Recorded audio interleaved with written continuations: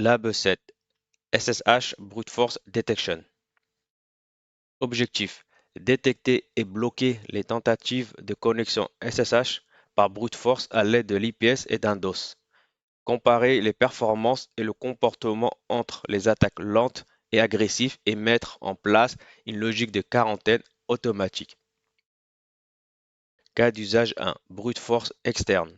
Un acteur malveillant depuis Internet tente de forcer les identifiants SSH d'un serveur en DMZ via une VIP FortiGate. Cas d'usage 2. Brute force interne.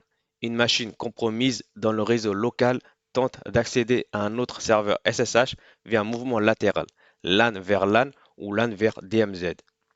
Pourquoi c'est important? Les attaques brute force SSH sont parmi les vecteurs les plus fréquents. Des outils comme Hydra, Medusa ou Encrack permettent de deviner les identifiants. Les attaques furtives peuvent contourner l'IPS si RAT count ou RAT duration sont mal configurés. Les attaques agressives peuvent saturer les ports SSH et provoquer une défaillance. La quarantaine est essentielle pour contenir rapidement les IP malveillantes. Voici une comparaison entre un IPS et un DOS policier.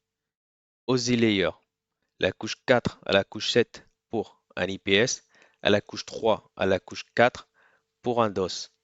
Detection logique, basée sur les signatures pour un IPS, basée sur des seuils pour un DOS.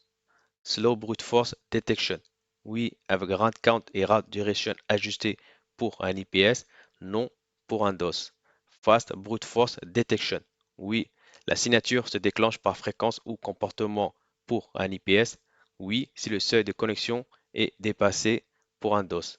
Configuration complexité, moyen à élevé pour un IPS, faible pour un DOS. Detection granularité, détecte les commandes SSH, l'échec répété, comportement par IP utilisateur pour un IPS, voit uniquement les flux TCP, pas les échanges SSH pour un DOS. Response time dépend du matching de règles et des compteurs pour un IPS, immédiat si le seuil est dépassé pour un DOS. Best use together, oui, l'IPS permet la précision, le DOS bloque rapidement. Dans ce scénario de test, nous avons un attaquant externe situé sur réseau WAN qui tente une attaque par brute force SSH contre un serveur Ubuntu situé dans un DMZ. Tout le trafic traverse un pare-feu FortiGate sur lequel un capteur IPS est activé pour analyser et bloquer ce type d'attaque. L'objectif ici est de détecter et bloquer ces tentatives de connexion SSH non autorisées à l'aide de signatures IPS en surveillant notamment le volume, la fréquence et le comportement du trafic SSH entrant. Cette topologie est typique d'un déploiement en entreprise où le serveur SSH exposé est une cible privilégiée pour les attaquants externes. Dans cette première étape de configuration, nous allons mettre en place une politique DOS spécifique pour protéger l'accès SSH de notre serveur contre les attaques de type brute force. Dans cette étape, nous configurons un capteur IPS dédié nommé brute force SSH, conçu pour détecter et bloquer les attaques par brute force sur le service SSH.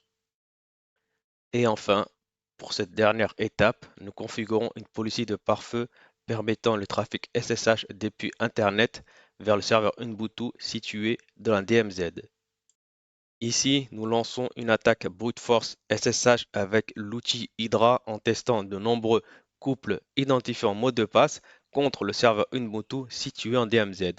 Le FortiGate détecte immédiatement ce comportement via le capteur IPS, comme le montre le log SSH Connection Brute Force. En parallèle, l'IPS applique une mise en quarantaine automatique de l'IP source, ce qui bloque toute nouvelle tentative pendant plusieurs minutes. Voici quelques erreurs courantes. IPS dosant détecte attaque.